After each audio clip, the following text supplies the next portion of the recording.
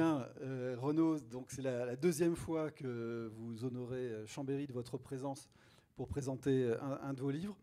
Je voulais faire peut-être juste un petit test avant de commencer. Qui était là en 2021 lors de la présentation du livre un juge trop indépendant? Est-ce que vous pouvez... Alors, ça fait une dizaine de personnes. Voilà, très bien. Eh bien, écoutez, pour tous les autres, vous allez avoir le plaisir de découvrir un homme de conviction et d'action qui vient donc nous retrouver aujourd'hui à l'occasion de son troisième livre, parce qu'il y en a eu un qui est peut-être moins connu, qui est un que sais-je sur le juge d'instruction, peut-être plus réservé aux étudiants. Mais en tout cas, donc, vous l'avez écrit, et donc c'est finalement votre troisième livre, qui s'appelle donc Offshore, dans les coulisses édifiantes des paradis fiscaux. Aux éditions Les Liens qui libèrent, je tenais à le souligner, c'est une maison d'édition qui publie des ouvrages en général assez engagés. Si vous nous le permettez, Renaud, avant de rentrer dans le vif du sujet, faisons peut-être un petit peu plus connaissance. C'est toujours intéressant de savoir finalement d'où vient un homme et pourquoi il écrit certaines choses. Alors, s'il est Van Ruymbeke, je ne sais pas si on le prononce comme ça, parce que c'est... Van Ruymbeke. Van Ruymbeke, alors sont originaires de Belgique. Les Belges disent Van Ruymbeke. Donc, votre famille est originaire de Belgique, mais dans les années 1920, votre grand-père a marqué la cité phocéenne. Est-ce que vous pouvez nous dire deux mots sur Bobby de Ruymbeke? D'abord, merci de votre invitation et d'être aussi nombreux. Ça va vous surprendre, puisque mon grand-père était joueur de foot et il jouait à l'Olympique de Marseille. Malheureusement, à une époque où, dans les années 20, où les joueurs de foot n'étaient pas aussi fortunés qu'aujourd'hui, sinon j'aurais sans doute pas fait le métier que j'ai fait pendant plus de 40 ans. Et ils étaient trois frères à jouer à l'OM dans les années. Ils ont gagné la Coupe de France en 24, 25, je crois, 26. Et voilà, c'est le grand-père. Voilà, ils ont gagné 3 fois la Coupe de France avec l'Olympique de Marseille et ils étaient 4 de la même famille à jouer à l'Olympique de Marseille. C'était quand même incroyable. C'est un clan. Ouais. Voilà. Alors votre père, André, lui, n'a pas creusé ce sillon footballistique, puisqu'il aura été haut fonctionnaire dans divers ministères plutôt à dominante économique. Et il a été, dans les années 70, directeur de la plus grande coopérative laitière française en Normandie, ce qui fait peut-être aussi vos études à Caen. Et il a d'ailleurs publié, lui également, un livre en 2004, Une guerre et deux républiques, mémoire. Voilà. Vous êtes né en 1952 et à 25 ans, nanti d'une maîtrise de droit, vous sortez de l'École nationale de la magistrature et êtes nommé juge d'instruction à Caen. Est-ce que vous pouvez nous dire finalement qu'est-ce qui vous a amené à embrasser cette carrière de magistrat que vous n'aurez jamais quittée pendant ces 42 années? C'est toujours difficile de faire de l'introspection parce que si on posait la question aux gens qui sont dans la salle, pourquoi vous avez choisi ce métier, est-ce qu'on peut répondre comme ça a posteriori? Moi, je crois, j'ai un père qui a... Alors d'abord, il a fait la guerre, donc c'est une grande figure. Il était communiste et il a débarqué à la Nartelle, dans le débarquement de Provence. Il a été blessé en Alsace. Donc, une référence du père qui est quand même... c'est le commandeur, quelque part. Voilà. Et mon père m'a inculqué le goût du service public. Pour lui, il n'y avait que le service public. Alors, je vous rassure, il a rendu sa carte du Parti communiste en 1956, quand l'Union soviétique a envahi Budapest. Et là, beaucoup de communistes ont rendu leur carte. Il a basculé, mais ce n'est pas surprenant compte tenu de son passé, vers le gaullisme. Voilà. Donc, il m'a inculqué le service public. Lui-même a fait l'ENA, il a fait partie des premières promotions après la résistance. Ils l'ont collé à l'état civil, parce que les communistes, Hein, vous voyez ce que je veux dire, dans les années 15, on n'est pas sous le macartisme, enfin bon, on n'est pas loin. Donc il a payé un peu tout ça, donc voilà, moi il m'a inculqué ça, et comme je ne voulais pas être le fils de, c'est stupide, hein, voilà, vous avez, euh, qu'est-ce qui m'intéresse dans le service public? Ben, la justice m'intéresse, et puis j'habitais Paris, je voulais partir de Paris, donc c'est un métier où on vous donne très vite des responsabilités. Vous allez en province, l'idée de justice me plaisait, donc voilà, je suis parti comme ça. Et puis comme je suis obtus, bah, une fois que j'ai pris un chemin, j'y vais, voilà. Ça m'a suivi plus de 45 ans. Plus de, voilà, même de 42 ans, parce que j'ai noté que donc, vous avez commencé en 77 et puis pris votre retraite en 2019. Oui. Vous aurez connu trois tribunaux différents, Caen, Rennes et Paris. Surtout, vous allez instruire des affaires qui vont parler à beaucoup de monde dans la salle, puisqu'elles marquent toute une période de notre histoire. C'est pour commencer Robert Boulin. C'est ensuite l'affaire Urbain, puisque vous serez le premier magistrat à perquisitionner un parti politique au pouvoir. Donc je laisse le soin à chacun de se remémorer quel était ce parti politique de l'époque. Et il se dit même que, à cause de vous, la majorité de l'époque a remplacé le terme inculpé par mise en examen. Absolument. Le jour où j'ai inculpé Henri Emmanuelli, qui était président de l'Assemblée nationale, haute figure du Parti socialiste, mais qui avait été surtout trésorier du Parti socialiste, qui était dans le déni total. Hein, c'est une constante hein, que j'ai vue, pas seulement chez les socialistes, mais chez d'autres. J'ai rarement vu un politique assumer ce qu'il avait fait, donc il n'était pas au courant. Voilà, il n'était pas au courant, il ne savait pas, il était trésorier, il ne savait pas que le Urba, qui était un bureau d'études qui prenait 3% ou 5% sur les marchés publics, Chambéry accorde un marché à telle entreprise. C'est marrant parce que si l'entreprise payait le bureau d'études, qui était d'une efficacité redoutable, à condition que Chambéry soit une commune socialiste, ou dans le camp socialiste, on est dans les années, que je dise pas de bêtises, dans les années 80-90. Voilà. C'est le cas. La belle époque. Voilà. Et si l'entreprise versait son obol à Urba, au stupeur, elle obtenait le marché. Voilà.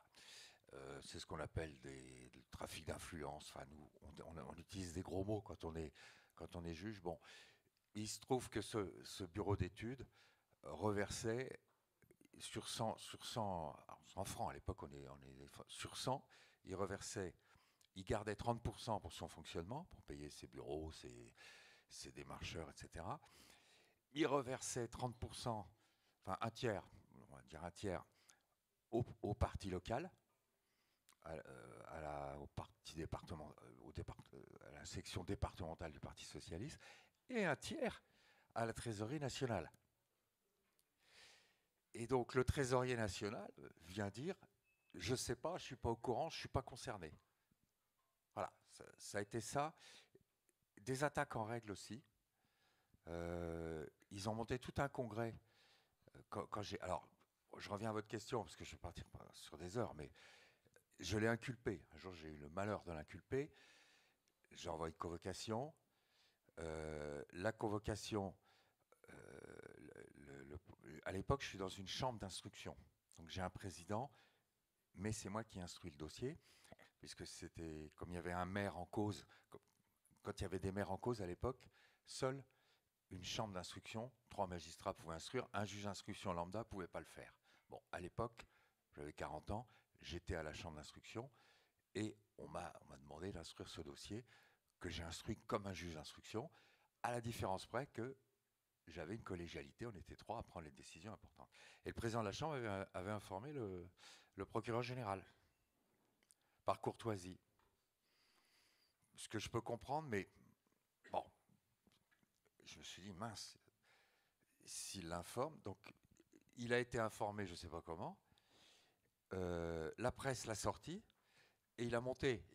Il y a eu un congrès à Bordeaux du Parti socialiste où j'ai été mais épinglé. Préinculpation par voie de presse. Et c'était plus l'affaire Emmanuelis, c'était mon affaire. Voilà. Le président de la République de l'époque, le congrès était 7-8 juillet, il était convoqué pour après. Moi, j'avais quand même envoyé pour après. Et puis, donc 7-8 juillet, ils montent leur congrès, donc je vois ma photo partout, ce juge qui fait n'importe quoi. Emmanuel arrive dans le congrès, standing ovation, etc. Oui, Henri, on est tous derrière toi. On veut bien être inculpés tous à ta place. Bon, j'ai pas vu du monde se précipiter dans mon bureau, mais voilà, tous les ténors. Alors Fabius, tous les ténors. Et 14 juillet, François Mitterrand se permet de dire à la presse, oui, dans une procédure somme toute assez bizarre, mon ami, parfait honnête homme, Henri Emmanuelli, est poursuivi. Vous imaginez aujourd'hui M. Macron, le 14 juillet, laisser un tel sous-entendu sur la légitimité de l'action de la justice sur une affaire qui concerne un proche? C'est juste impensable. À mon avis, il ne tient pas 24 heures. Ou alors, il va falloir qu'il s'excuse. Mais là, ça passe inaperçu. Donc tout ça, ça vous montre que le climat de l'époque, c'est un climat où les juges étaient vilipendés. J'avais eu le malheur d'aller sur le terrain, sur un terrain sur lequel la justice n'allait pas à l'époque. Quand je rentre dans la magistrature, toutes les affaires sont étouffées. Il n'y a pas une affaire qui va sortir au plus haut niveau. Alors on va se contenter des lampistes. Et ça, c'est vrai sous la 3e, la 4e, etc. Donc, le fait que le juge aille, affaire Boulin que j'ai osé demander les comptes d'un ministre en exercice, et d'ailleurs j'ai bien fait parce que j'ai trouvé une explication, il y avait que là qu'on pouvait la trouver, mais je l'ai fait sans en parler à personne. Donc, après, il s'est suicidé. Alors, je sais qu'aujourd'hui, certains contestent, donc il a été retrouvé mort dans les étangs de Hollande, et il a envoyé une lettre me traitant de tous les noms. J'étais le juge, en gros le petit juge qui voulait faire un carton sur un ministre. J'avais 27 ans, vous imaginez, je commençais bien. Mais, alors, c'est vrai qu'après, on va me donner le financement du Parti Socialiste. Bah, ok, je fais le même boulot. Donc je remonte jusqu'au... je me dis, il y a 30% qui remontent au siège du parti. J'aurais pu me contenter, puisque c'est une affaire qui avait démarré dans la Sarthe, et on m'a limité à la Sarthe. Hein, ils ont refusé d'étendre les investigations, parce qu'Urbain, ils n'agissaient pas que dans la Sarthe. Mais dans la Sarthe, j'aurais pu me contenter du responsable local d'Urbain dans la Sarthe, voire du responsable national, et puis le député du coin ou le maire du coin qui avait signé les marchés. Mais à un moment donné, je me suis dit, mais attends, il y a quand même 30% qui vont au siège. Donc c'est un système national. Donc je suis remonté, j'ai fait une perquisition au Parti Socialiste, qui m'a valu alors les foudres du parti. Et puis quelques mois plus tard, j'ai mis en examen Henri Emmanuelli, qui entre-temps avait été désigné président de l'Assemblée nationale. Donc on va dans un espèce de bras de fer politique-justice. Et pour répondre à votre question, je vais l'inculper. Mais attendez, pendant 150 ans, on a inculpé des gens, ça posait aucun problème. Un homme politique, qui n'est pas n'importe lequel, est inculpé. Ah, mais qu'est-ce que c'est que ce terme, atteinte à la présomption d'innocence? Donc ils vont faire une loi pour dire on va mettre mise en examen à la place d'inculpé. Moi qui suis partisan de l'égalité, parce que, en fait, c'est ça, je vous ai parlé de mon père. Mon père m'a dit un jour, parce que ça ne lui plaisait pas trop que j'aille dans la justice, tout ça, je pense qu'il aurait préféré que je fasse l'ENA, je ne sais pas si j'aurais pu le faire, mais bon. Oui, les pères aiment bien souvent que les fils fassent comme eux. Bon, il y a alors des fils qui le font, qui réussissent très bien, souvent même mieux que le père. Et puis, il y a des rebelles quelquefois qui se... Donc j'en ai fait partie, mais quand je lui ai dit ce qui m'intéressait, il m'a fait cette réflexion. Et je pense que ça ça m'a motivé fondamentalement. Il m'a dit, n'oublie pas une chose, c'est que les magistrats qui, pendant la guerre, ont condamné les résistants sont les mêmes que ceux qui, à la Libération, ont condamné les collabos. Mais c'est très bien ce que tu fais. Donc, j'ai peut-être eu à cœur de montrer que non, j'étais pas comme ça. En tout cas, il y a un principe qui m'a toujours guidé. Je pense que ce qui m'a valu tous les déboires que j'ai pu avoir, c'est que pour moi, il y a égalité devant la loi. Point barre. Voilà. Vous êtes pauvre, vous êtes riche, vous êtes puissant, rien à faire. La loi, elle s'applique de la même manière, ni plus ni moins, mais elle s'applique de la même manière. Et je ne suis pas le seul à. Il y a Eric Alphen qui a eu le même problème avec un certain Jacques Chirac, je ne sais pas si ça vous parle. Il a été maire de Paris. On dit, des mauvais esprits disent qu'il y avait des enveloppes qui circulaient à la mairie de Paris. Bon, mon collègue va instruire le dossier, alors que Jacques Chirac est devenu président de la République. On lui a tendu un piège épouvantable, c'est-à-dire qu'on a acheté son beau-père. Je ne sais pas si vous vous souvenez de l'affaire Schuller-Maréchal, mais ils vont jusqu'à monter un piège. Alors, un beau-père qui... J'aimerais pas avoir un beau-père comme ça c'est clair. Mais qui va accepter qu'on lui verse de l'argent en contrepartie de l'influence qu'il peut avoir sur son gendre pour qu'il arrête ses bêtises. Voilà. Qu'il se calme.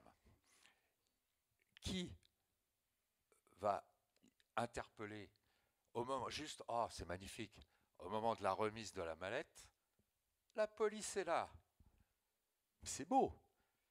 Et qui est ministre de l'Intérieur, à votre avis ? Allez, c'est moi qui pose les questions. J'ai fait ça toute ma vie. C'est plus fort que moi. Je vois que ça, dans la salle, il y a peut-être quelqu'un qui le sait. Oui, il reprend le dessus très vite. Oui, Pasqua, bah voilà. On parlait d'un honnête homme, voilà. Charles Pasqua, Didier Schuller, qui avait été le bras droit d'un certain Balkany dans les Hauts-de-Seine. Mon collègue enquêtait sur les marchés de la ville de Paris et des Hauts-de-Seine. Il s'est trouvé saisi de la partie Hauts-de-Seine parce que l'affaire Schuller-Maréchal, on lui a dit « Ah bah oui, non monsieur, on n'a rien à vous reprocher, c'est votre beau-père. » Mais là, on lui a fait pareil, l'artillerie lourde, les médias, etc. Il était traîné dans la boue. Il a très mal vécu parce qu'il faut quand même subir tout ça. Bon. Et on lui a dit bah, « Non mais de toute façon, vous ne pouvez pas continuer à instruire les Hauts-de-Seine puisque vous êtes jugé parti. » Puisque ça vous concerne ce qui s'est passé, donc dans l'intérêt de l'administration de la justice, on va vous enlever cette partie du dossier. Voilà, donc tout ça pour vous dire, j'ai envie de vous dire, gauche comme droite, au plus haut niveau, c'était pareil, c'est-à-dire qu'ils n'acceptaient pas l'idée que les juges aillent sur le terrain des financements politiques. Voilà. D'où le terme mise en examen. Qui est plus doux qu'inculpé. Oui, encore qu'aujourd'hui, ils n'aiment pas être mis en examen. Ils préfèrent être laissés en témoin assisté. Hein. Bon. Renaud, je suis sous le charme, mais vous m'avez dit, quand on a préparé, n'hésitez pas à me couper, parce que là, je vais enlever au moins 8 questions, parce que je crois qu'on a... Mais c'est votre histoire, et elle est passionnante. Il n'y a pas que ça dans ce que vous avez instruit dans votre carrière. Il y a eu des choses plus... entre guillemets plus noir, je pense au meurtre de Caroline Dickinson, qui a été élucidé il y a très peu de temps. L'affaire... un moment quand même. Hein. Avec l'ADN, oui, ouais. Mais ça a mis une trentaine d'années avant d'être... Ah non. N'insultez pas l'ancien juge d'instruction que j'ai été. Je sais qu'on a mis du temps, mais on a fini par le trouver. L'affaire a lieu en 96. Et moi, j'hérite du dossier un an plus tard, 97. Et il va être interpellé aux États-Unis en 2001, quelque chose comme ça. Bon, c'est extrêmement court. Mon ego reprend le dessus, je suis désolé, mais vous avez raison. Quand vous dites 20 ans, je ne suis pas rapide quand même. Il y a eu l'affaire, bien sûr, il y a eu l'affaire Elf, qui était d'ailleurs un des points d'orgue de votre ouvrage précédent. Les frégates de Taïwan, Clearstream 2, Kerviel, que vous nous aviez développé lors de votre précédente intervention, mais aussi le volet financier de l'affaire Karachi, les biens mal acquis, on y reviendra tout à l'heure, si on a le temps, Cahuzac et Balkany, et puis quelque chose qui peut paraître anodin, en tout cas quand on l'exprime, c'est la fraude sur les quotas carbone, mais qui concerne des montants financiers énormes, et on aura aussi l'occasion d'y revenir. Donc toutes ces affaires ont fait de vous un des juges que les Français identifient aisément, reconnu pour sa pugnacité, son sens aigu de la justice, et puis peut-être aussi un peu pour son anticonformisme. Voilà, je vais zapper ma question sur ce que vous avez fait pendant 19 ans au pôle financier du tribunal de grande instance de Paris, et on va arriver à notre sujet, mais avant, je voulais terminer en disant que bon sang ne saurait mentir, et que vous avez aussi dans votre famille un fils, Thomas, qui dirige une maison d'édition qui s'appelle les Perséides, puisque c'est quand même le livre qui nous réunit ce soir, et qu'il vient d'éditer un livre de Brian Fagan qui est intitulé Holocène, comment le climat a changé le destin de l'humanité. Peut-être Dominique, un futur intervenant pour le festival 2024. Voilà pour les présentations. C'est le clan qui continue. C'est le clan. Voilà. Les joueurs de foot, le père, le fils, le machin. Alors, on va rentrer dans les coulisses édifiantes des paradis fiscaux, et on est un peu rattrapé par l'actualité qui montre finalement toute l'importance de ce débat, puisque lundi, il y a 3 jours, l'Observatoire européen de la fiscalité a publié un rapport sur l'évasion fiscale mondiale. Cet observatoire, a priori, a tout pour être sérieux. Il a été créé en mars 2021. Il est hébergé par l'École d'économie de Paris. Il est cofinancé par la Communauté européenne. Et une centaine de chercheurs dans le monde ont travaillé à ce rapport. Alors que nous dit-il? Je veux simplement citer deux éléments emblématiques sur lesquels vous pourrez réagir. 2 chiffres, pour ne pas sombrer sur trop de nombres. Les particuliers dans le monde possèdent 12 000 milliards d'avoirs en dehors de leur pays, donc d'avoirs à l'étranger. 12 000 milliards, c'est à peu près l'équivalent de 5 années de produit intérieur brut en France, pour essayer de donner un ordre de grandeur. Et là, on peut voir les choses sous deux angles. La mauvaise nouvelle, c'est que 25% de ces 12 000 milliards ne sont pas déclarés, donc échappent à toute imposition. Ça fait 25%. Et la plutôt bonne nouvelle, c'est que c'était 90% en 2007. Donc on voit qu'il y a aussi un phénomène qui se produit. Deuxième chiffre, après les entreprises, les particuliers.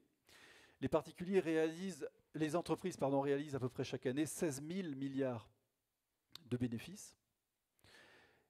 Et dans ces 16 000 milliards, 2 800 sont réalisés à l'étranger. Les entreprises ne travaillent pas que dans leur pays. Jusqu'ici, tout va bien.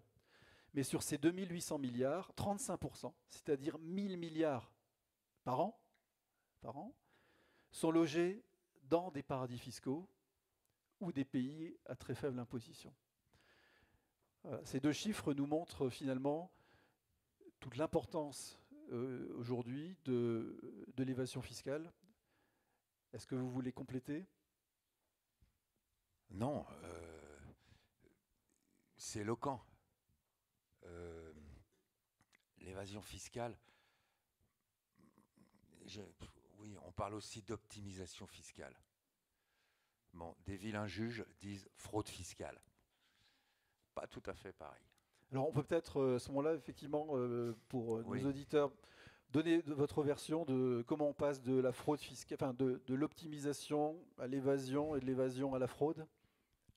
Là, vous parlez de l'évasion fiscale. S'agissant des multinationales, je suis une grosse multinationale.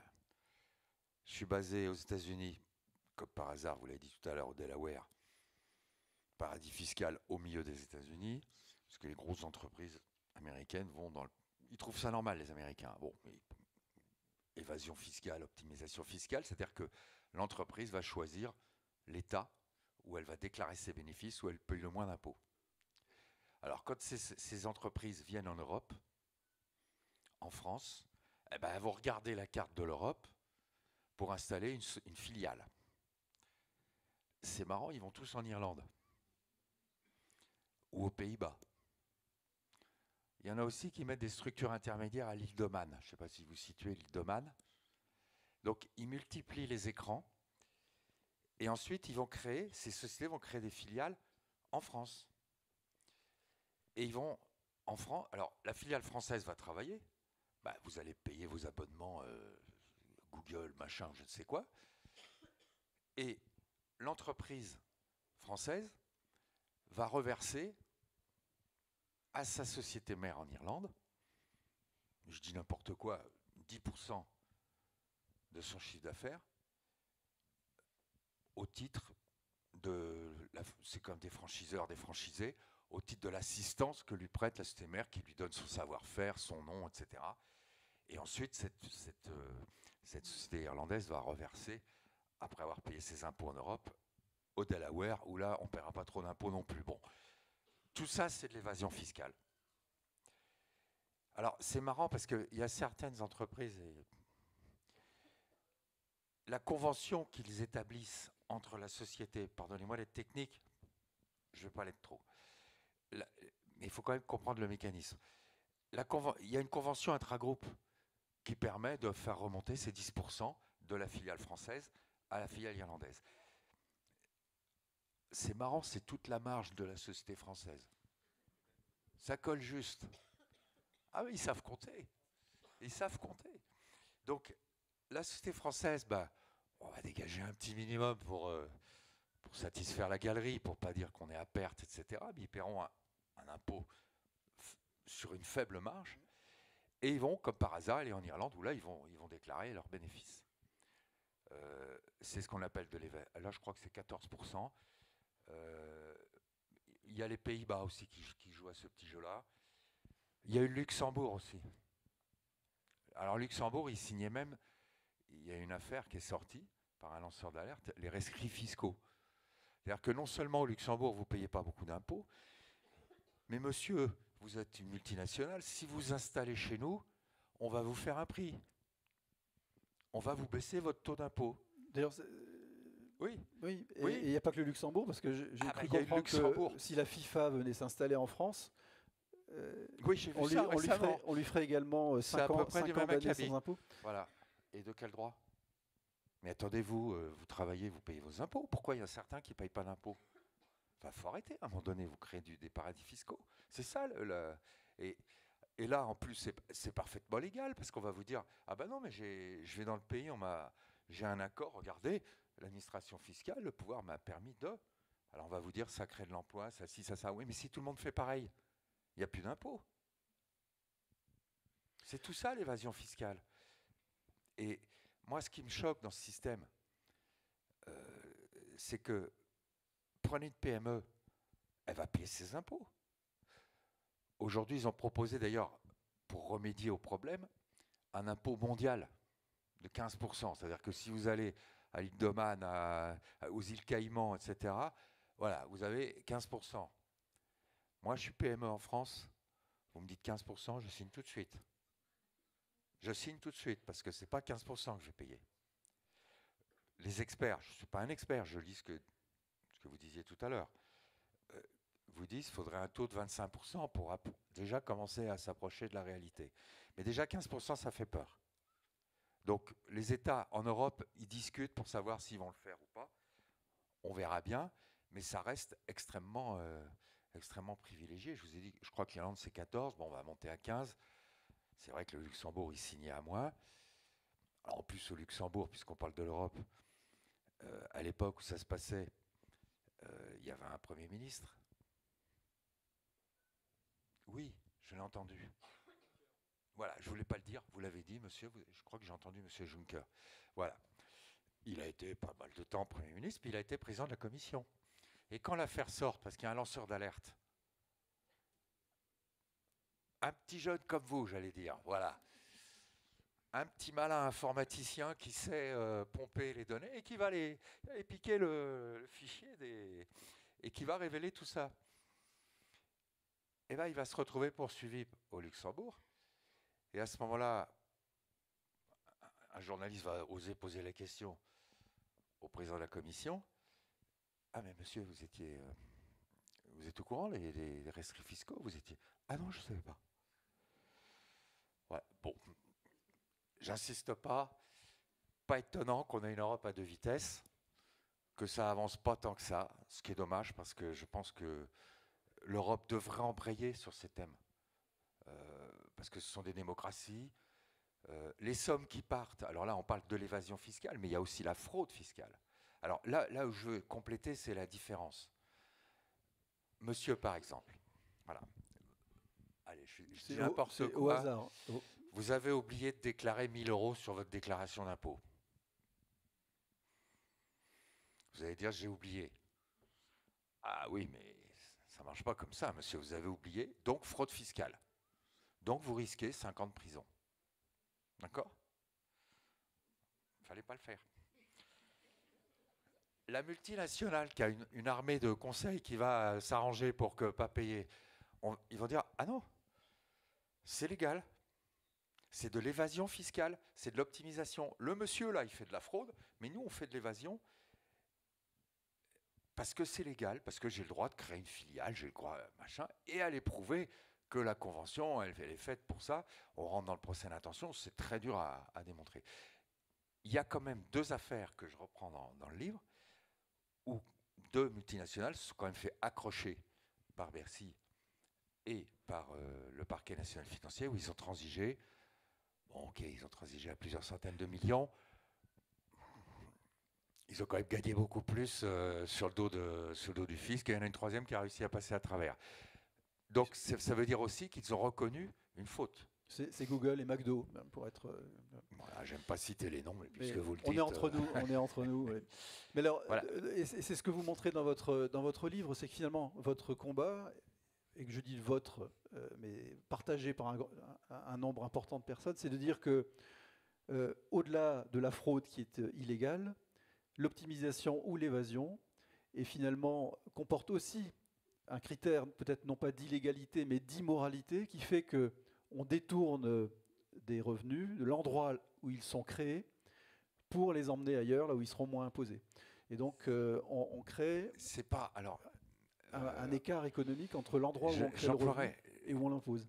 J'emploierais pas le terme d'immoralité, parce que on nous le dit souvent, et c'est vrai, le juge n'est pas là pour faire de la morale, il est là pour faire du droit. Mais par contre, il y a une notion qui est importante, qui se développe, c'est la notion d'abus de droit.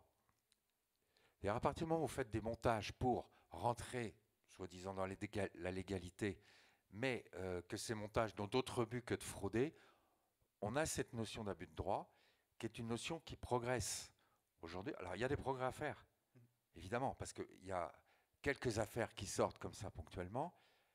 Il faudrait peut-être faire... Le problème, je vais vous dire, c'est que les juges, ils instruisent quelques dossiers.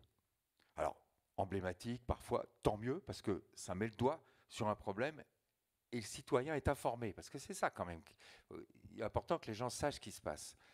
Mais le juge, il instruit une affaire sur 100 000, sur 10 000. Et je me suis aperçu, pendant les 20 années où j'étais à Paris, où j'ai passé mon temps à démonter des circuits offshore, alors pas sur de l'évasion fiscale, c'était pas le sujet pour moi, des affaires de corruption, des affaires de trafic d'influence, des détournements de biens, enfin bref, des abus de biens.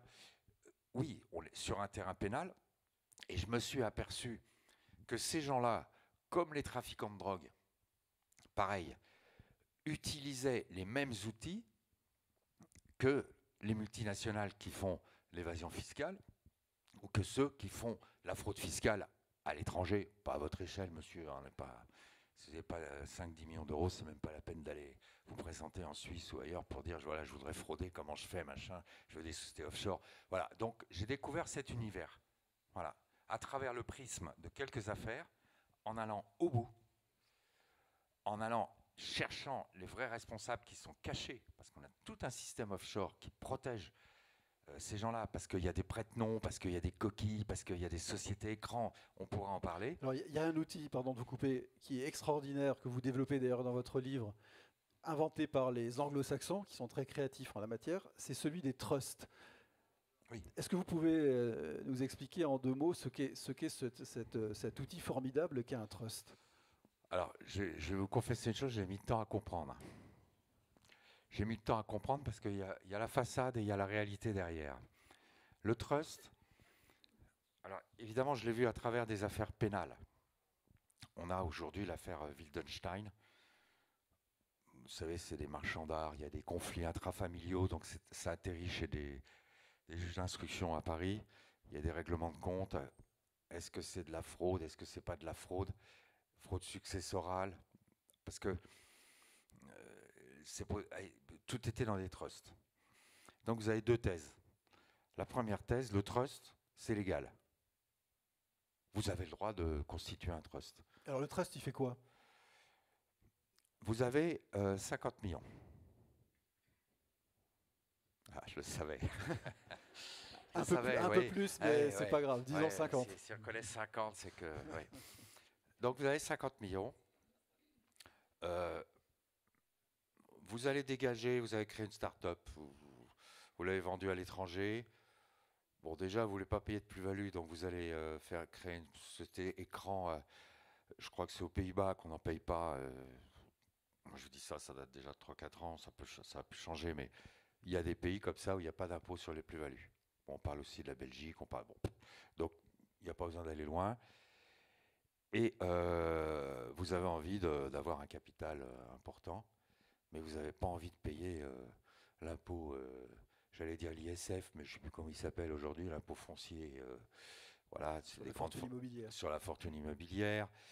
Vous n'avez pas envie que tout ça soit fiscalisé en France. Donc qu'est-ce que vous allez faire? Vous allez donner vos 50 millions à un trust. Donc je m'en dessaisis. Oui, plus exactement, c'est dessaisir, c'est pas vraiment donner. Là, c'est subtil, hein, on rentre dans le... Parce que vous voulez quand même en bénéficier de votre argent. Hein, c'est votre travail, c'est bon, voilà, c'est fruit de votre travail, vous voulez quand même le garder et le transmettre à votre maîtresse. Ah, il dit pas non. Là. Bonjour d'ailleurs. À vos enfants, à votre femme légitime. Bref, à qui vous voulez. Donc vous allez, c'est un peu comme une assurance vie, vous allez voir une société fiduciaire, tiens, à Jersey par exemple, ils savent faire. Vous allez à Jersey, vous allez à Saint-Malo, puis vous allez aller à Jersey et vous allez vous présenter. Il faut parler un peu anglais. Oui, c'est gérable. Moyen, mais... Pour 50 millions, on se débrouillera. Ouais, ils vont se débrouiller. En tout cas, ne vous inquiétez pas, ils vont vous trouver un interprète.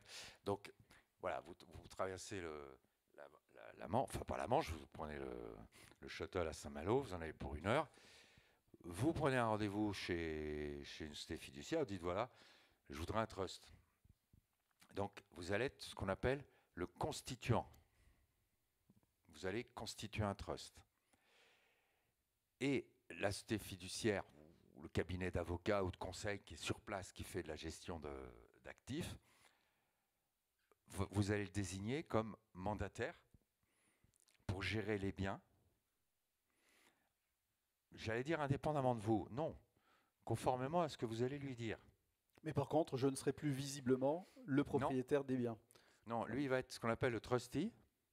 Il va gérer les biens. Et puis un jour, il va dire vous le voulez où, votre propriété sur la Côte d'Azur, que je sache un peu, etc. Donc il va l'acheter au nom du trust. Et vous n'apparaissez nulle part. C'est ça. Et vous allez désigner comme bénéficiaire, par exemple vos enfants, vous les désignez comme bénéficiaires. Donc le jour où vous allez disparaître, ça ne passera pas dans les droits de succession parce qu'il ne sera pas imposé. Non mais, allons-y Madame la Marquise, c'est ça. C'est là que ça me fait hurler. C'est là que ça me fait hurler, parce que si on n'est pas dans la fraude, on est dans quoi? Alors, les affaires qu'on a eues, alors j'en ai eu une, mais elle n'a pas été jugée, je l'ai eu tard. Mais il y avait Wittgenstein qui est en cours de la Cour de cassation.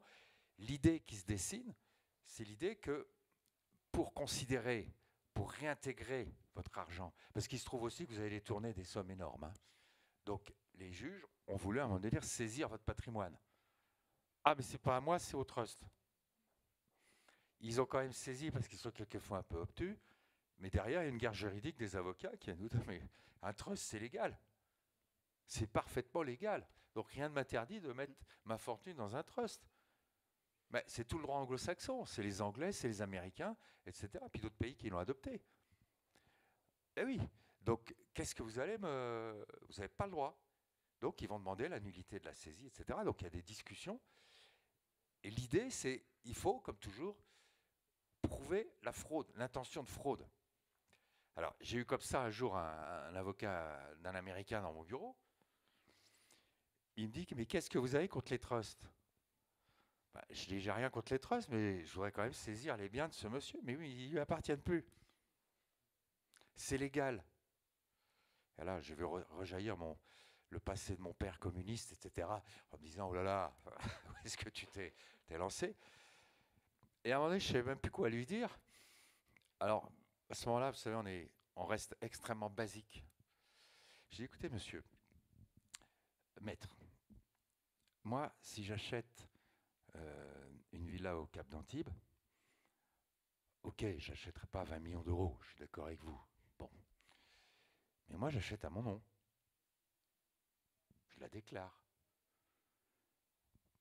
Si je veux partager avec mes enfants, je fais une SCI déclarée, ils ont les parts dans la SCI. Pourquoi est-ce que votre client, lui, il va voir une fiduciaire au Luxembourg, on va lui fournir clé en main une société panaméenne, et c'est cette société panaméenne qui va créer la SCI, qui va être propriétaire de la villa. Pourquoi? Moi qui vois le mal partout, il y a une volonté de fraude. Soit les successions, soit l'impôt, soit...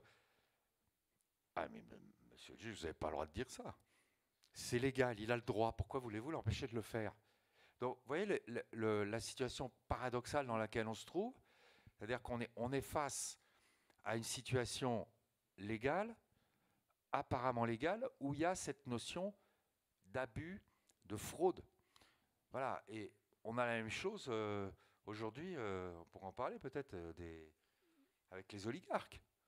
Hein, Alors, on en parlera peut-être un peu tout à l'heure. Oui, parce je vois le temps qui tourne. Voilà, ce que je voulais simplement, d'une phrase, dire, c'est qu'en enquêtant sur ces affaires qui étaient pénales, qui étaient de la corruption, etc., les biens mal acquis et tout, des tournements de dictateurs en Afrique qui s'engraissent, qui accumulent de l'argent au Liechtenstein ou en Suisse, alors que dans leur pays, on crève de faim parce qu'ils détournent des fonds.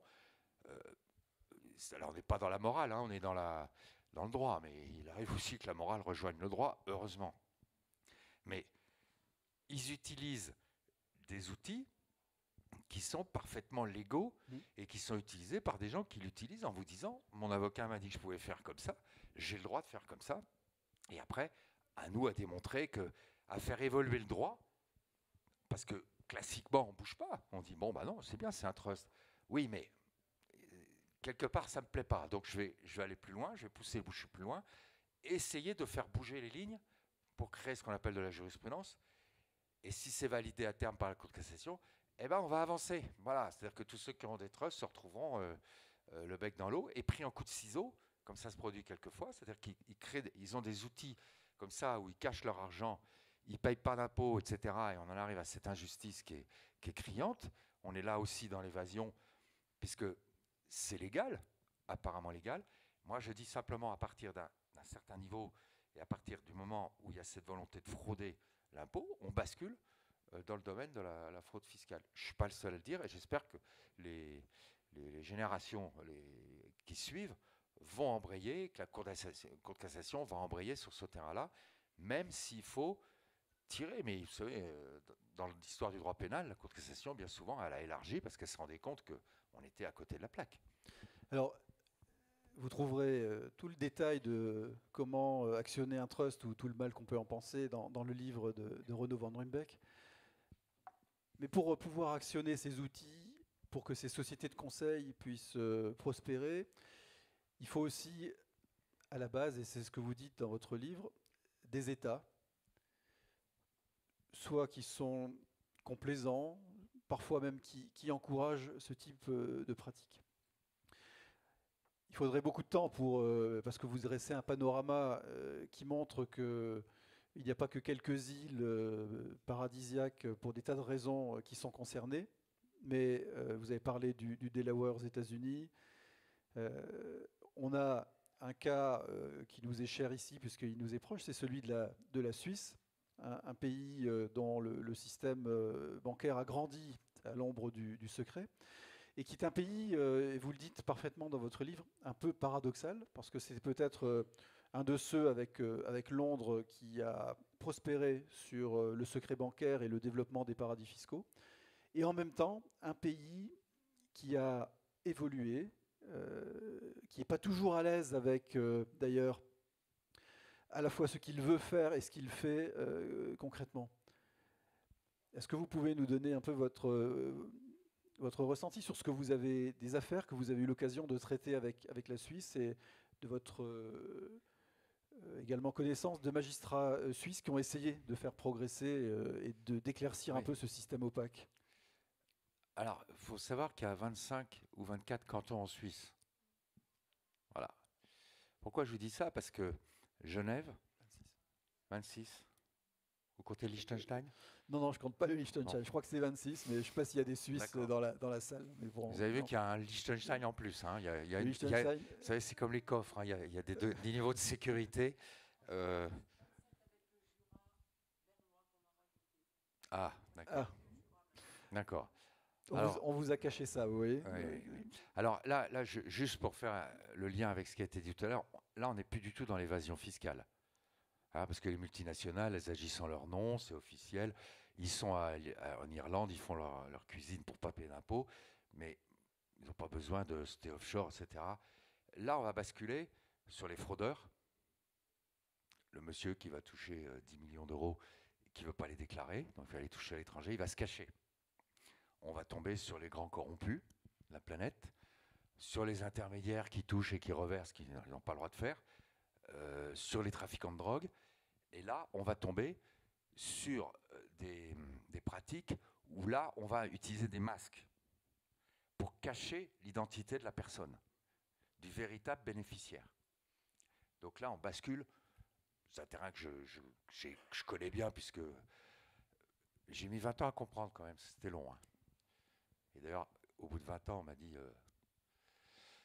juste quand je commençais à comprendre, bah, hop, une promotion. Non, la retraite. La retraite. Je n'ai pas pu poursuivre. Je me suis dit, bon, tant pis. Je commençais vraiment à bien comprendre le truc. Alors je me suis vengé, vous voyez, en écrivant un bouquin, en disant, bah, voilà, tout ce que j'ai découvert, moi, je n'ai repris que des faits réels que j'ai constatés pour en tirer un certain nombre d'enseignements, pour que les gens sachent. Voilà.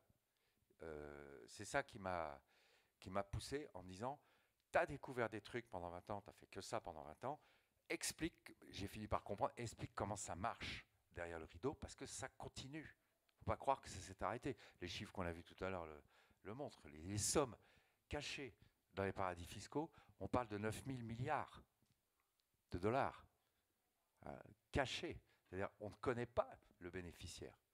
Alors quand on vous dit il n'y a plus de paradis fiscaux, c'est transparent, etc., j'ai pas envie de rigoler. Je vais simplement dire bah, c'est bien, mais il y a quand même encore 9 000 milliards, donc il y a un truc que je ne comprends pas.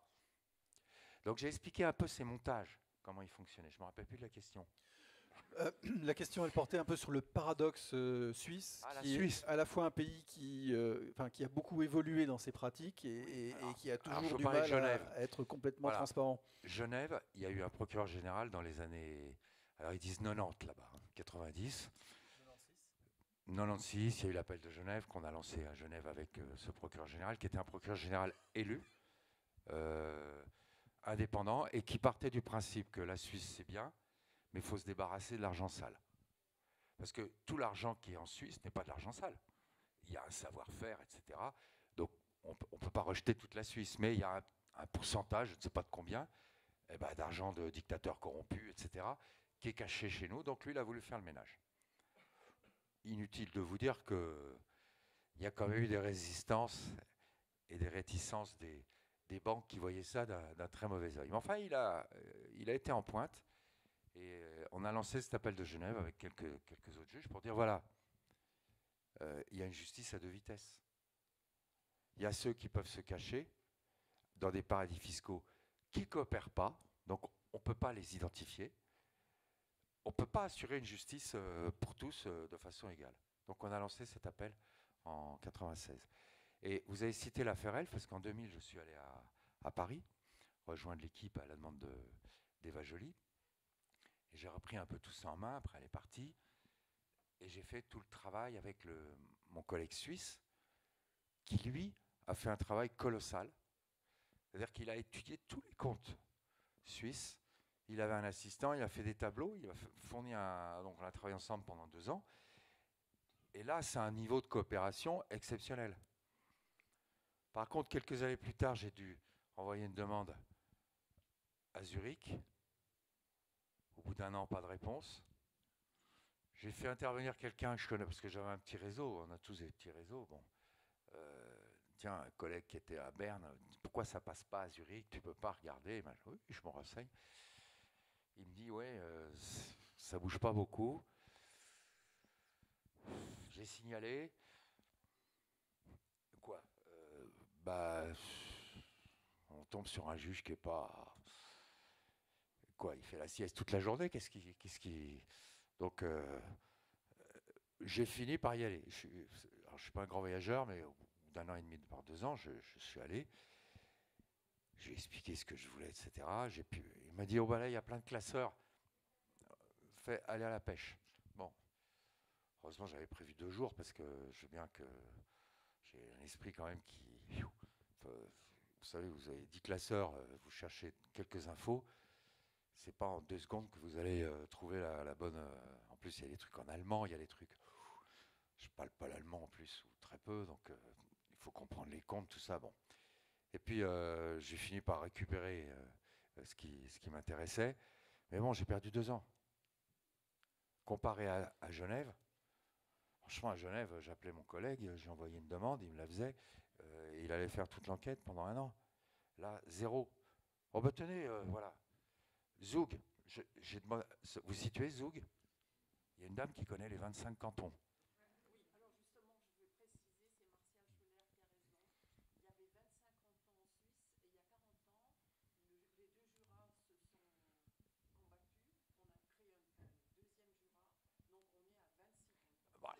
Dans les 26, il y a un canton qui s'appelle Zoug. Zoug. Ouais, magnifique. Alors, franchement, si vous avez de l'argent à cacher, très imposé à Zoug. Allez à Zoug. Mm. Ils répondent pas. Je sais pas. J'ai demandé, c'est jamais revenu. Voilà. Donc la Suisse, hein? La Suisse est ambivalente. Alors, vous montrez aussi, c'est un tiroir. voilà, Hein. vous montrez dans votre livre, et j'invite vraiment tous les participants aujourd'hui à le lire, que au-delà des confettis dont on parle beaucoup, l'île de Man, les îles Caïmans, les îles Vierges, on a un pays comme l'Angleterre avec la City à Londres, qui est une plaque tournante de l'évasion fiscale. On a les États-Unis avec son fameux État du Delaware qu'on a déjà évoqué. Et puis on a, et peut-être un mot rapide sur cette dernière plaque qui devient centrale maintenant, parce que au fur et à mesure que les démocraties font progresser leurs lois, l'argent sale se déplace. Et aujourd'hui, on voit que Dubaï, enfin c'est ce que vous dites en tout cas dans votre livre, Dubaï devient la plaque tournante de l'argent qu'on veut dissimuler. Ouais. Et vous voyez, je l'ai dit, je l'ai écrit en... Mon livre, je l'ai sorti en 2000, je sais plus, 22 mars 2000, ou début 2022. Et moi, j'avais vu Dubaï dans les dossiers que j'avais eus. Ils ne coopèrent pas. Alors, c'est là qu'il faut aller. 50 millions, on est combien? 50, oui, c'est ça. 50. Alors, premier conseil, vous investissez à Dubaï. Ça vaut très cher, mais d'abord... l'immobilier. Oui. D'abord, vous ne paierez pas d'impôts. Il correspond parfaitement à la définition du paradis fiscal. Un paradis fiscal, c'est un pays où on ne paye pas d'impôts. Deuxièmement, si moi, juge d'instruction, j'enquête sur vous, ils ne me répondront pas. D'accord? Coopèrent pas. 0. Et puis si j'ai l'outrecuidance de lancer une notice rouge, un mandat d'arrêt contre vous, ils ne l'exécuteront pas. De lors que vous amenez 50 millions dans la place, etc. Donc voilà, c'est devenu l'Eldorado. Et j'étais... parce que quelquefois, je me dis, bon, moi je suis entier, je dis les choses que j'ai vues. peut-être tu vas trop fort, peut-être tu vas trop loin, etc. Mais ce que j'ai lu depuis m'a conforté. Le rapport qui est sorti lundi, que j'ai vu dans Le Monde, ils disent, j'ai cru d'ailleurs que je l'avais écrit dans mon livre, je vais vérifier parce que là j'ai des droits d'auteur. Hein. Ils disent, vous l'avez l'article là? Non, vous l'avez pas? Je voulais l'amener parce que ils disent, l'investissement à Dubaï aujourd'hui, c'est le comptant suisse d'hier. Oui. Voilà, c'est-à-dire que les grands fraudeurs, ils ont compris, ils vont à Dubaï. J'ai lu aussi depuis, je l'avais dit dans le premier, dans mon bouquin, en me disant, fais attention quand même, puis j'y vais, je dis ce que je pense. Les oligarques, ils étaient où avant? Londongrad. Vous connaissez le Londongrad? Il y a des gens qui connaissent le Londongrad. Ah, Londongrad. Un petit quartier huppé à Londres où il n'y a que des oligarques. Et oui, vous avez vu la vitesse à laquelle un certain Abramovich, qui était propriétaire du club de Chelsea, si je ne m'abuse, dans les jours qui ont suivi l'opération spéciale, entre guillemets, du patron russe là en Ukraine, vous avez vu la vitesse, il a vendu le club? Ah, je me suis dit, mais qu'est-ce qu'il y a? Il y a le feu. Comme dirait à Genève, il y a le feu au lac. Il a vendu dans les 8 jours. Et donc, et je me souviens à l'époque que le gouvernement conservateur a été interpellé parce que vous savez, il y a eu les listes. On a dit on va geler les avoirs des oligarques russes. L'Europe l'a dit, les États-Unis, la France, alors pareil, là, il y a des listes de noms. On saisit tous les avoirs des oligarques. C'est bien comme idée. Je ne sais pas ce que vous en pensez, mais on tape au porte-monnaie. Oui. Mais, nos amis conservateurs, j'ai rien contre les conservateurs, je vous rappelle ce que j'ai lu dans la presse britannique, ils ont commencé à faire des listes, mais il y avait des trous dans la raquette. Et il y a eu un jour, le représentant du Labour qui a interpellé le leader conservateur en disant c'est marrant parce qu'il y en a un là, on dit qu'il a donné de l'argent au parti. Ah bon? Non. Et puis ils ont complété quand même la liste au fur et à mesure. Et là, il y a des Russes qui sont partis. Et ils sont partis où? À Dubaï. Voilà. Et j'ai lu ça après l'apparition de mon livre. Je me dis, tac. Voilà, j'étais dans le vrai. Et en plus, j'ai lu depuis que Dubaï. Alors, Dubaï, vous situez. C'est pas le Qatar. Hein, je pas d'amalgame. C'est les Émirats Arabes Unis. Les Émirats Arabes Unis, vous avez du pétrole à Abu Dhabi. Voilà. Et Dubaï fait partie. Vous savez, c'est des tout petits États. Vous avez quelques dictateurs, là, des roitelets qui sont assis sur du pétrole et du gaz qui nous font payer 3 fois le prix. Bon, c'est comme ça. Ben oui, vous payez, hein, moi aussi. Voilà, on engraisse ces gens-là. Pardonnez-moi d'être aussi franc, mais c'est le fond de ma pensée. Mais Dubaï est très bien avec Poutine. Je l'ai lu dans Le Monde depuis. Et je me suis dit, tu as un aspect que tu n'avais pas compris. C'est que non seulement les oligarques qui vont mettre leur argent là-bas, donc ça a fait monter les prix, mais je ne sais pas, ils disent il y a 20%. Je vous dis ça de mémoire parce que je l'ai lu, mais 20% d'immobilier, en tout cas un pourcentage important d'immobilier à Dubaï appartient à des Russes, comme par hasard. Et j'ai lu aussi dans un article du Monde qu'il y avait du pétrole qui change, vous savez, qui sortait de Russie, un peu comme avec les Turcs là. Vous savez, c'est toujours, le cargo va changer de pavillon en route et puis il va repartir vers des pays occidentaux. Et entre parenthèses, il sera passé sous pavillon, sous contrôle de Dubaï, etc. Bon, aujourd'hui, moi ce que je dis simplement, ok, on fait le ménage sur les paradis fiscaux. Qui va aujourd'hui s'en prendre à Dubaï? Parce que si vous n'avez plus le pétrole russe, si vous dites au Qatar, ah, vous avez organisé une Coupe du Monde de foot avec des gens qui sont morts, qui étaient sous-payés, qui étaient exploités, donc on arrête tout, vous n'avez plus de gaz. Et si vous dites à Dubaï, c'est scandaleux que vous ne coopériez pas, etc., quand il y a des demandes, bah, vous aurez plus de pétrole. Donc la géopolitique fait que intouchable. Donc les oligarques, en tout cas ceux qui passent pas par la fenêtre, hein. Ouais, parce que il y a un chef dans il y a un pilote dans l'avion, hein. Faut pas oublier.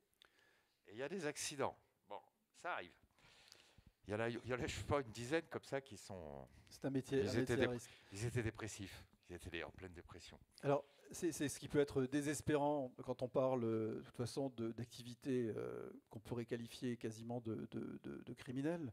C'est qu'il y a une adaptation à la réaction des États et aux lois qui fait que la course entre le gendarme et le voleur sera sans doute éternelle. Mais, et je voudrais peut-être qu'on termine par ça avant de passer à une séance de questions. Il ne faut pas pour autant ne pas espérer, parce que des choses sont faites, et vous l'avez dit, la mentalité que vous avez connue au démarrage de votre carrière n'est pas la même que lorsque vous avez pris votre retraite. Les choses ont bougé, donc les choses peuvent bouger. C'est lent, c'est hésitant, mais il y a quand même des raisons d'espérer. Alors, est-ce qu'on pourrait peut-être, ça serait ma dernière question avant de laisser la parole à l'auditoire, quelle serait pour vous, sans rêver d'un grand soir qui n'arrivera pas, quelles seraient pour vous les avancées notables que devraient réaliser nos pays? Et puis peut-être, alors ça fait deux questions, et ça, mais pourquoi pas, est-ce que dans la salle, nous, tous ici, en quoi on est concernés par ces phénomènes-là? Et est-ce qu'on a un rôle à jouer pour vous? Tout le monde est concerné. Enfin, je parle pour ceux qui payent des impôts. Parce que les plus gros ne payent pas.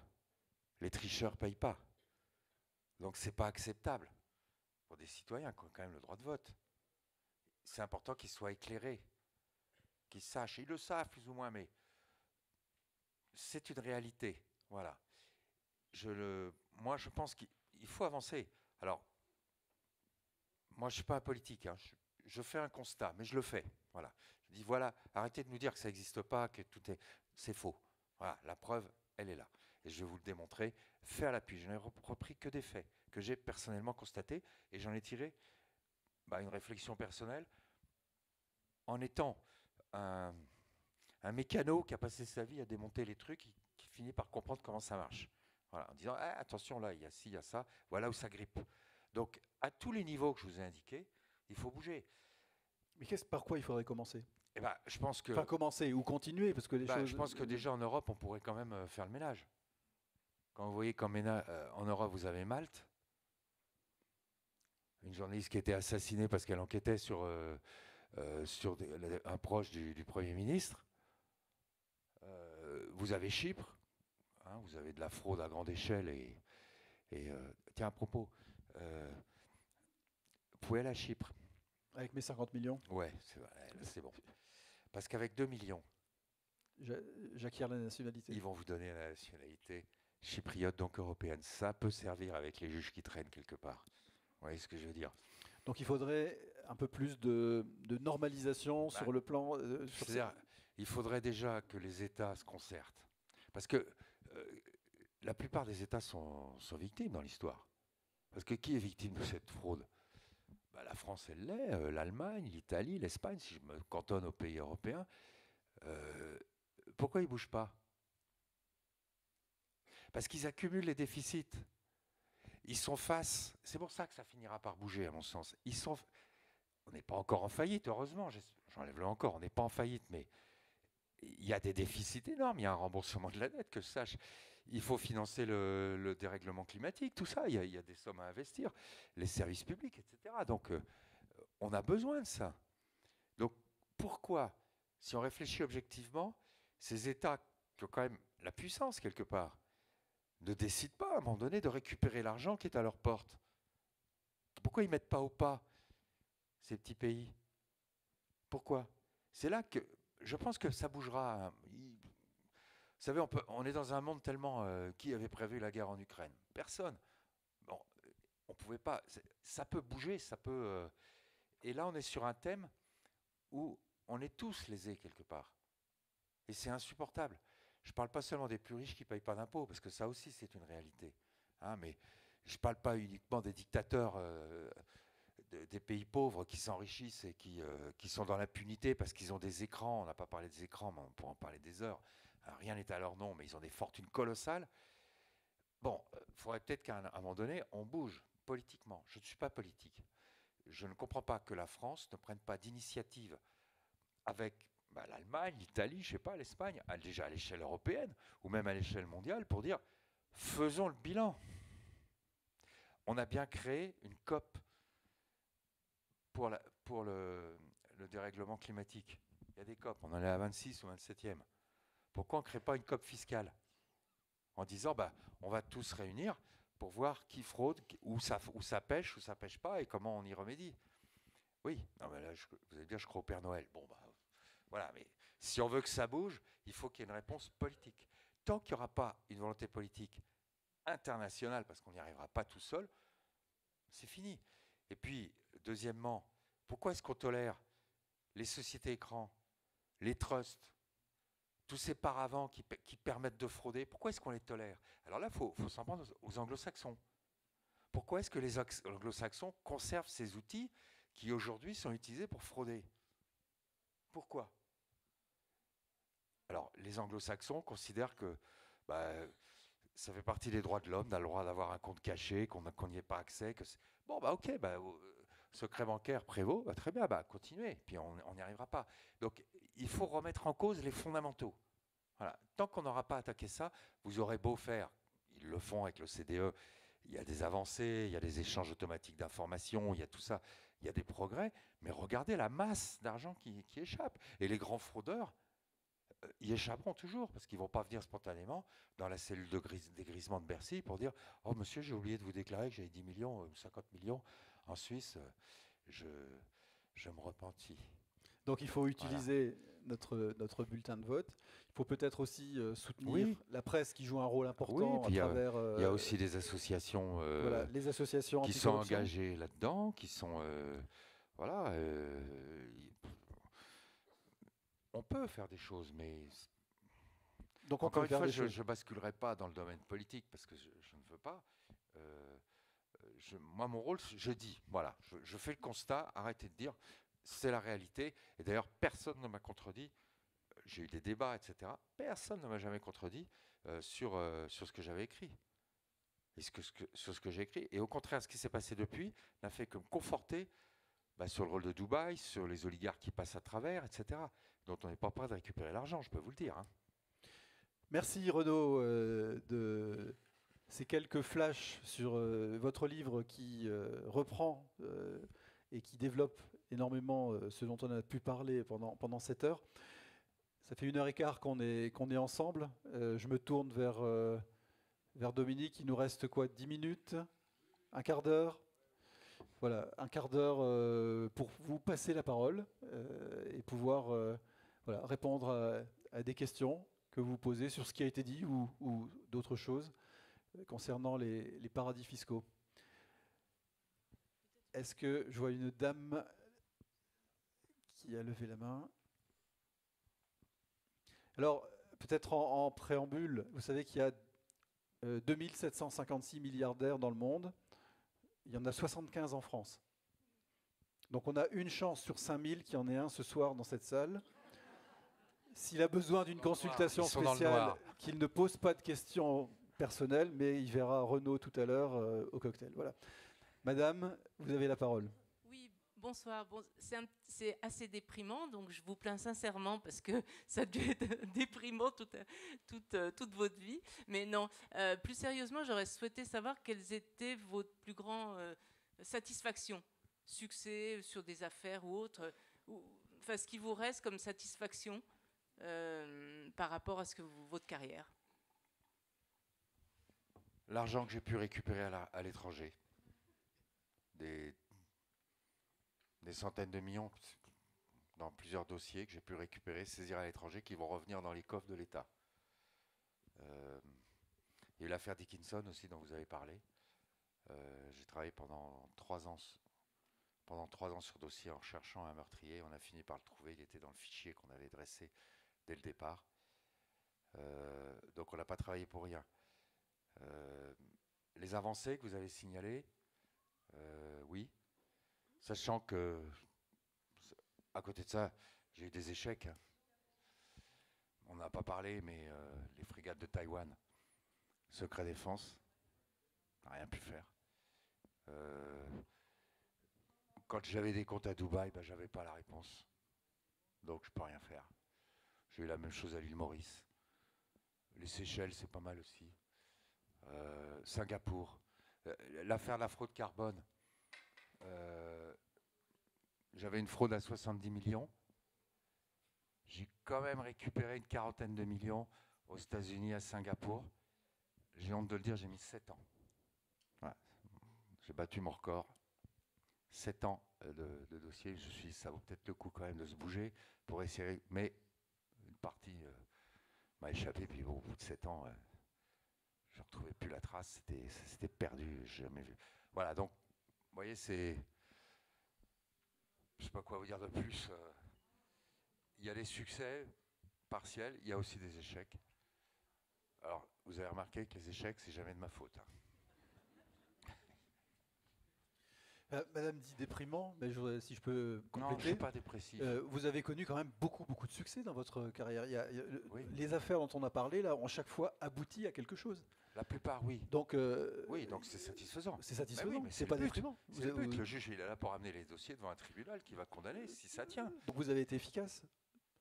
Donc vous n'avez pas été. Pour ces dossiers-là, oui. C'est pas un métier déprimant. Pas au contraire. pas du tout. C'est un métier stimulant. Et plus c'est dur, plus on se prend au jeu. Et surtout que ça marche. Quand ça marche, je suis un très mauvais perdant, hein, pour tout vous dire. J'aime pas perdre, donc je lâche pas, mais il y a des fois on perd. Mais il y a des fois on réussit et on fait bouger un peu les lignes. Voilà. Puis après, vous savez, la presse en parle aussi. C'est important parce que ça participe de la prise de conscience. Et si la presse en parle, les politiques vont commencer à bouger. Si la presse n'en parle pas, ils n'en ont rien à faire. Madame, peut-être.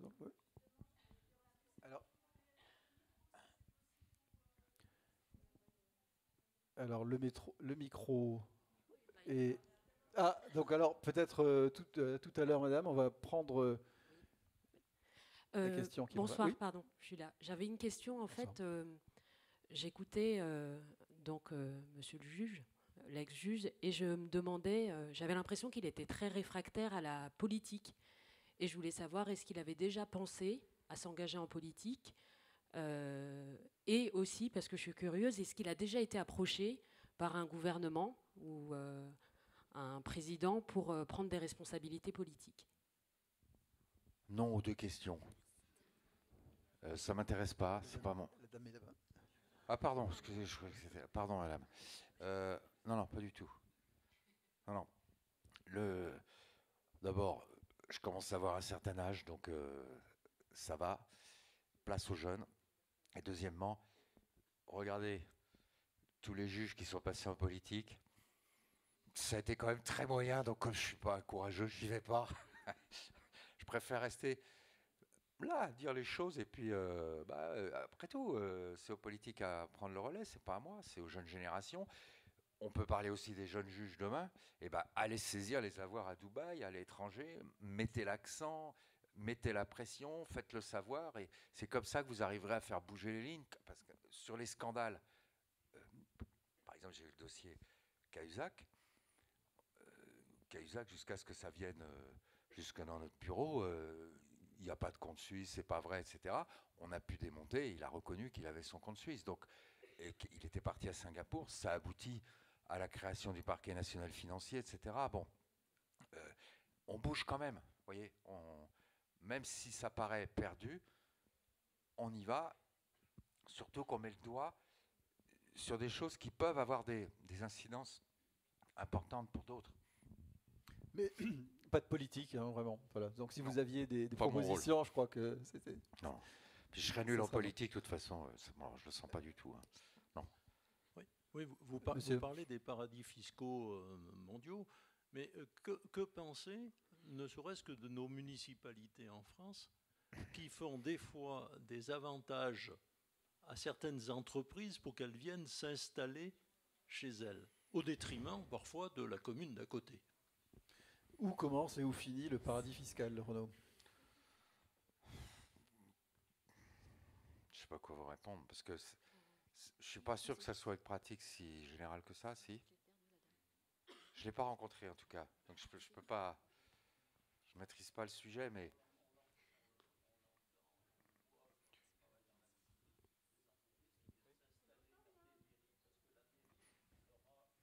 oui, mais monsieur, comme par exemple, vous n'avez pas de médecin, vous n'avez pas de médecin dans une petite commune, on va lui donner un local, bon, on va pas jeter le bébé avec l'eau du bain, vous voyez. C'est pourquoi, quelle est la finalité de tout ça. C'est vrai que dès qu'on crée une zone où il n'y a pas d'impôt, c'est pas normal. C'est des zones, c'est des paradis fiscaux en puissance. Donc que vous ayez une entreprise qui veuille réellement s'installer dans une commune parce qu'ils connaissent, etc., c'est bon, ils paieront, admettons. Mais si vous ouvrez une brèche, d'autres vont venir dedans et ça sera peut-être uniquement des motivations fiscales. Vous voyez ce que je veux dire? Après, que vous vouliez aider une entreprise à... Oui, mais c'est là que s'arrête mon domaine de compétence. Je suis pas un politique, je suis pas... Voilà, moi je dis simplement attention. Si vous créez une zone de franchise, vous aurez nécessairement de la fraude derrière. Attention. Et votre question est extrêmement intéressante parce que c'est ce que, enfin, en tout cas, moi j'ai compris en lisant votre livre, c'est s'il est si difficile d'éradiquer, alors la fraude fiscale c'est clair, mais l'évasion fiscale, c'est qu'effectivement c'est pas noir ou blanc, c'est gris, parce que quand on creuse un peu, on peut trouver des tas d'endroits où finalement il va y avoir des règles du jeu qui sont un peu améliorées, qui sont changées. Enfin, les grands fraudeurs, ils ne sont pas en France. Non, Bercy devrait plus s'intéresser aux grands fraudeurs à l'international qu'aux fraudeurs qui sont en France. Je ne dis pas qu'il ne faut pas s'y intéresser, mais je pense que s'il y a une redistribution des cartes à faire, c'est dans ce sens-là. Renforcer ces échanges de renseignements qu'ils peuvent avoir maintenant par Tracfin, etc., pour cerner les grands fraudeurs. Ça, c'est les milliards qui partent. Voyez. Celui qui fait un accord avec la commune, l'entreprise, au-dessus de tout le monde, bon, chacun pense ce qu'il veut. Mais là, on est à un autre niveau, vous voyez ce que je veux dire? Et c'est là qu'il faut porter à mon sens, qu'il faut porter le fer. Madame? Oui, alors oui, moi, je voulais dire que quand même, j'ai commencé à connaître ces fraudeurs quand justement les journalistes ont sorti les Panama Papers ou autres. Et je crois que ça a vraiment interpellé tout le monde à ce niveau-là. Donc quand je vous ai vu à la télévision, vous avez présenté votre livre, je l'ai déjà acheté et je m'y suis intéressée. Et c'est vrai que c'est impressionnant de décrypter tout ce système de fraude qui m'est totalement étranger jusqu'à présent. Et je crois que les lanceurs d'alerte, quand ils s'adressent aux reporters, justement, ont intérêt, puisqu'ils peuvent être comme ça protégés. Et malheureusement, là, il y a une journaliste assez récemment qui a été arrêtée et son domicile perquisitionné parce qu'on cherchait l'origine de ces informations. Donc je crois que c'est important aussi de préserver les journalistes d'investigation. Ah, mais c'est fondamental, c'est la liberté des sources. Et d'ailleurs, les lanceurs d'alerte, à une époque, ils s'adressaient directement à la justice. Oui.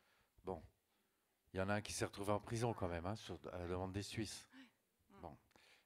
Aujourd'hui, ils passent par ces médias, les consortiums de journalistes, qui leur assurent le secret. Et il ne faut pas toucher à ça. C'est important, mais évidemment. Parce que si vous n'avez pas de secret des sources, vous n'avez pas de liberté de la presse. Ah, voilà, parce que vous avez derrière la Suisse, dans l'affaire HSBC, la banque s'est plainte tout de suite de ce qu'un de ses employés avait détourné le fichier, informaticien. Ils ont déposé une plainte pour violation du secret bancaire, détournement.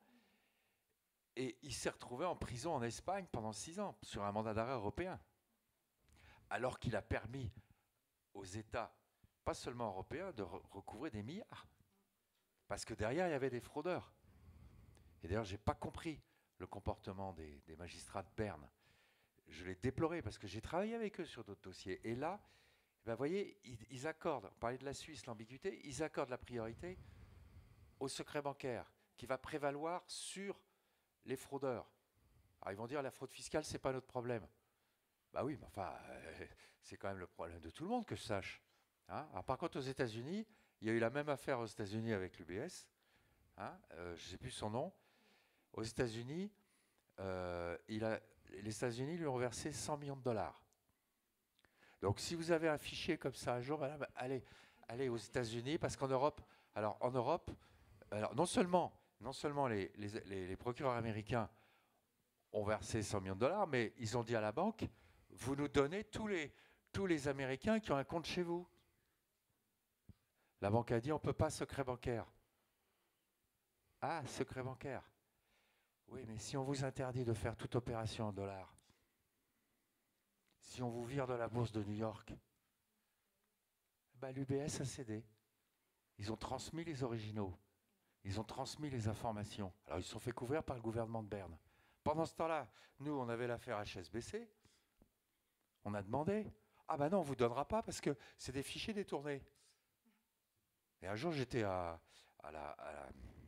l'OCDE, j'étais invité. Il y avait une dame avant moi qui présentait la Suisse. Ça tombait mal parce que je venais d'avoir le refus de Suisse. Et j'ai dit, madame, on me passe la parole. J'ai dit, écoutez, voilà. Alors, elle explique qu'ils ont avancé. C'est vrai qu'il y a eu des avancées, que si, que ça, qu'ils sont si arrivés tout à par terre, là, qui était. Bon. Et on me donne la parole. Et j'avais prévenu mes interlocuteurs que. Ils ne vous connaissaient pas. Ma parole est libre. Hein, je n'engage que moi-même, mais bon. Je dis, madame, il y a quelque chose que je ne comprends pas. L'UBS, là, aux États-Unis, la Suisse a coopéré. Et là, nous, dans HSBC, non seulement ils ne coopèrent pas, mais le monsieur s'est retrouvé en prison.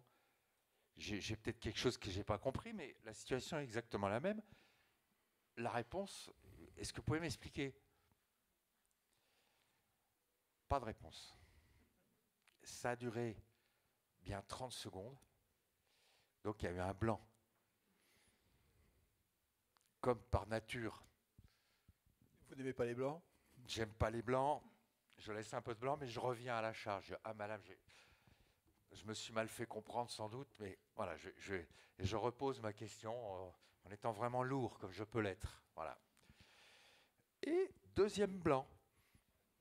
Et là, j'ai le modérateur, le malheureux qui est de l'OCDE. Il y a tous les ambassadeurs de l'OCDE, il y a tout ça, vous voyez, le genre, qui me dit, monsieur le juge, je crois que madame la représentante ne souhaite pas répondre à votre question. Ok, merci. Monsieur? Est-ce qu'un juge qui remue de grosses affaires peut être inquiété pour sa vie? Et est-ce que vous avez eu peur parfois? J'ai eu des menaces plusieurs fois, oui. J'ai même eu, on m'a mis des gardes du corps pendant 3 semaines quand j'étais à Rennes. Parce qu'il y avait un contrat, soi-disant, sur moi. Je n'y croyais pas trop, mais la police y croyait. Et puis, les types avaient réservé une chambre quand même dans un hôtel et tout, puis ils sont jamais venus. Et après, les policiers m'ont dit, c'est peut-être de l'intox. J'ai dit, bon, moi, je vis pas dans l'angoisse. Donc, il a fallu quand même que je leur signe une décharge. Hein, voilà, mais ils m'ont lâché, les gardes du corps, je n'aimais pas ça du tout. Et après, il m'est rien arrivé. Bon. Donc, faut pas non plus fantasmer. Quelle est la part de fantasme Quelquefois, j'ai pu le sentir. J'ai reçu quelquefois des lettres de menaces. Je me dis, bon, quelqu'un qui veut vraiment, il ne va pas envoyer une lettre. Bon, même si c'est une lettre anonyme. Oui, quelquefois, j'ai dû me cacher. Ça m'est arrivé au début. Mais bon, je crois que les vraies menaces en France, aujourd'hui en tout cas, c'est des menaces de déstabilisation. On va vous discréditer, on va chercher le truc on va vous tendre un piège, voilà, c'est ça. J'ai toujours eu peur de ça. On a peur de se planter, voilà, d'être manipulé, d'être embarqué dans un truc qui est pas clair. Et c'est pas toujours facile de faire la part des choses. En France, est-ce qu'on ne peut pas agir sur les paradis fiscaux français que sont Andorre et Monaco? Oui, mais c'est de la pacotille. C'est-à-dire que Monaco, vous voyez, je peux en parler, c'est le dossier de l'athlétisme qui a été jugé récemment. Je suis allé à Monaco, j'ai travaillé avec les enquêteurs, c'était ça va être en 2016, quelque chose comme ça, 2017, 2018 peut-être, je ne me souviens plus. Et j'ai pu travailler comme si je travaillais avec mes enquêteurs en direct. Donc, ils ont fait la perquisition au siège de la fédération, ils ont tout saisi, etc. Vraiment tout ce que j'aurais demandé, ils l'ont fait. Donc, ils se sont mis au diapason. Et puis Monaco, c'est par rapport au Luxembourg ou d'autres, c'est epsilon. Alors, ils se sont... oui, il y a eu des pratiques dans le passé, hein, Mais ils se sont mis à peu près là. Andorre, j'ai jamais eu de dossier sur Andorre. Donc je parle que de ce que je connais. Donc j'ai pas vu dans les dossiers des gens aller cacher de l'argent en Andorre. Oui.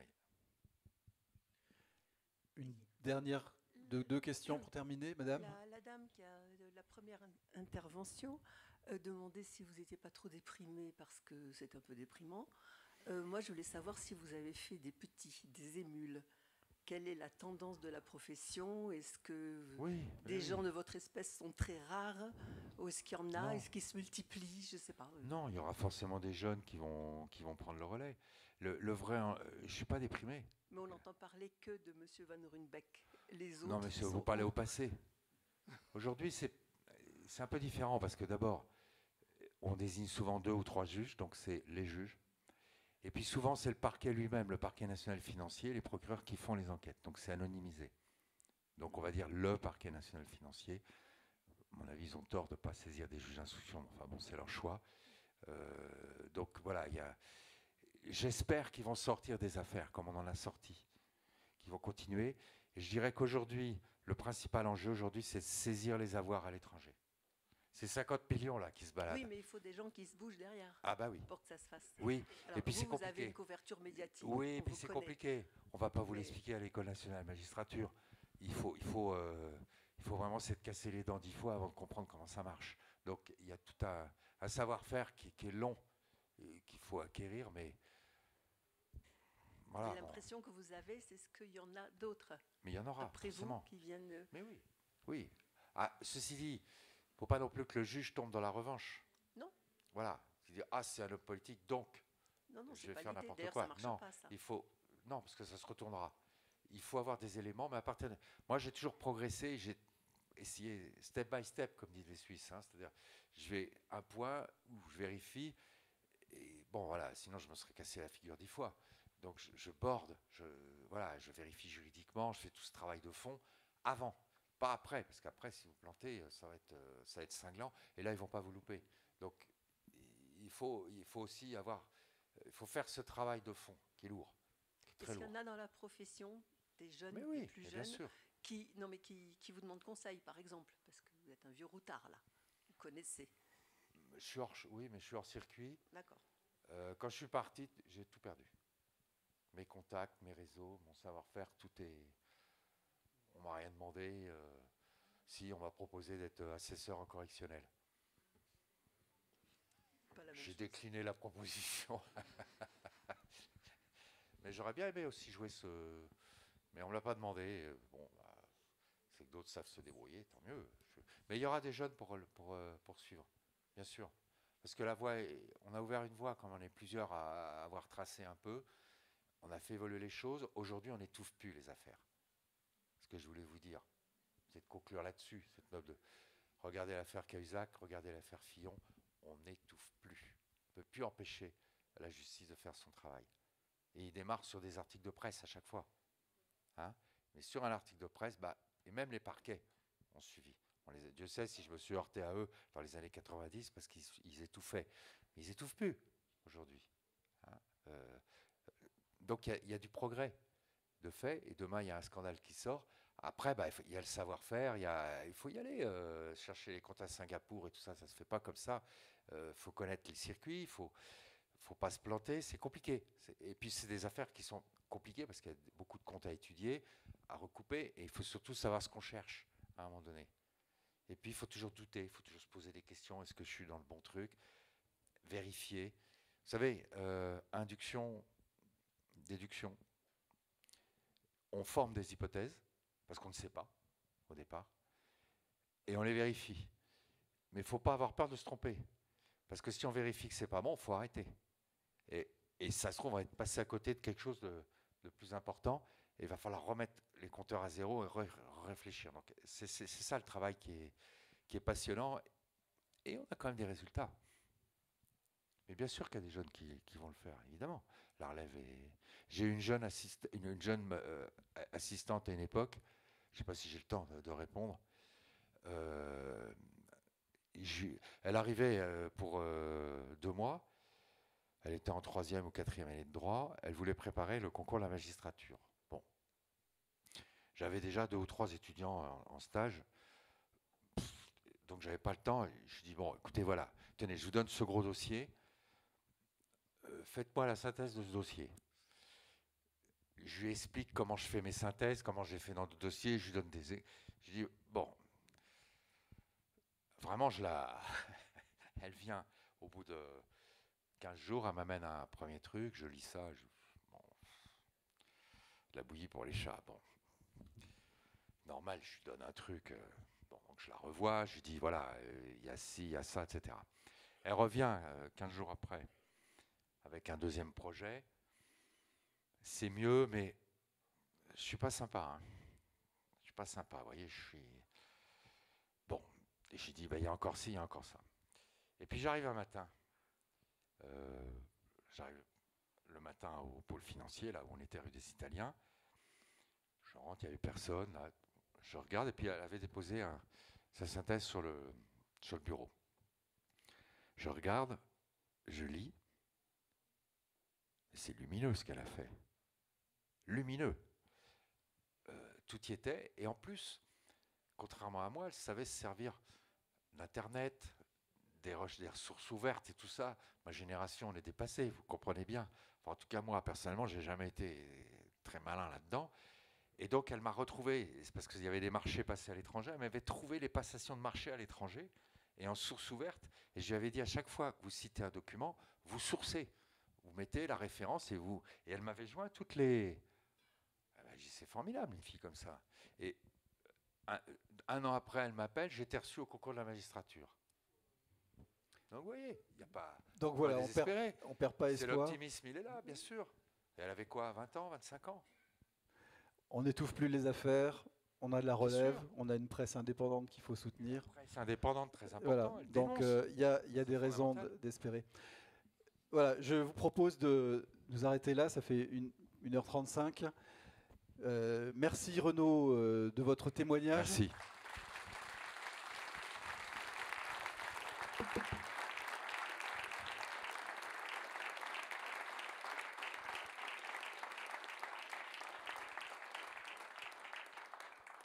Je suis ravi d'avoir fait votre connaissance en retraite. J'aurais préféré plutôt qu'avant.